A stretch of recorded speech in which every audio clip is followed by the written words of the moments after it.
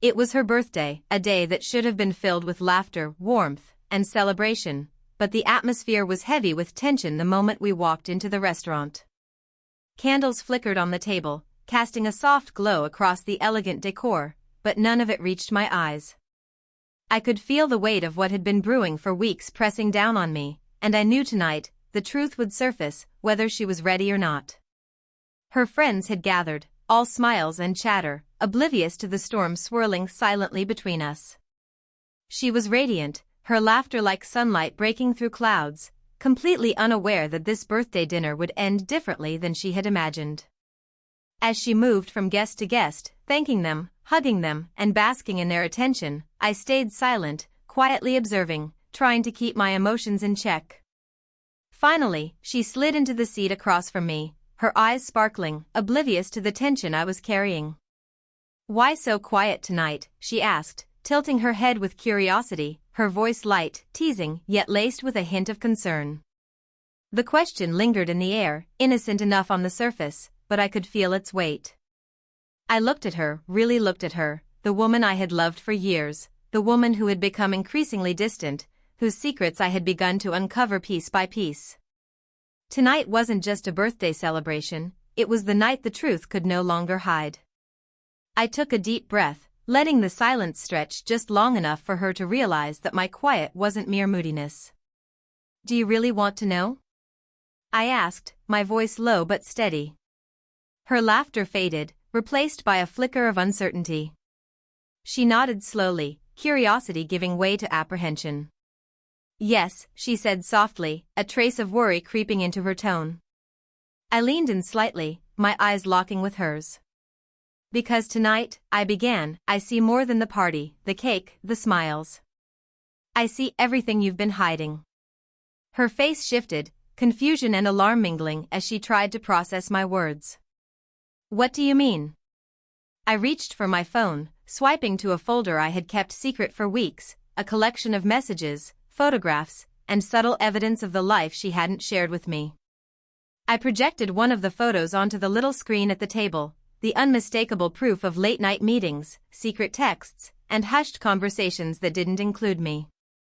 The image of her laughing with another man, leaning closer than friends ever should, illuminated her shocked expression. "I mean," I continued, my voice calm but unwavering, "that I know. I know about the nights you said you were busy with work, the times you ran errands, the excuses you made for being unreachable. I know about him." Her lips parted, her hands trembling slightly as she tried to reach for the screen, to delete it, to explain herself, but it was too late. Everyone at the table had begun to notice the tension, the shift in energy, the silent drama unfolding right in front of them. The room grew quiet, all eyes subtly turning toward us. She started, faltering under the weight of my gaze. I held up my hand, stopping her, letting the room take in the scene, letting her finally feel the gravity of her choices. "No explanations. Not tonight. Tonight, I want you to understand that your actions have consequences. You can't hide behind laughter, candles, and gifts forever." Her birthday cake sat between us, candles still flickering, a cruel contrast to the truth now burning in the air. I could see her friends exchanging awkward glances, sensing the unspoken story unraveling, understanding more than she wanted them to. "I stayed quiet," I said softly, almost regretfully, "because I didn't want to ruin your night. But some truths can't wait. And some silences speak louder than words." She looked at me, her eyes wide, a mixture of fear, guilt, and disbelief. "Are you really going to?" "Yes," I interrupted, my voice firm. "I can't pretend anymore. I can't sit across from you, smiling as if nothing has happened. I need to be honest, even if it's hard. Even if it destroys the image of your perfect birthday." The room seemed to hold its breath. Her friends didn't know what to say, some looked horrified, others sympathetic, all realizing that the quiet man across the table had just revealed a world they hadn't known existed.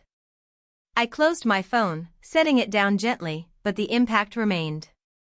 Her silence spoke volumes, her lips trembling as she struggled for words. And in that moment, I understood that the answer to her question, "Why so quiet?" had done more than expose her. It had exposed the cracks in our relationship, the truth that had been ignored too long. The rest of the evening passed in a blur. I stayed calm, composed, watching as the reality settled in around her. She tried to reach for my hand, but I pulled it back gently, signaling that this was a moment she needed to face alone, a moment of reckoning. By the time the party ended, she was pale, her smile gone, replaced by the sober understanding of her choices.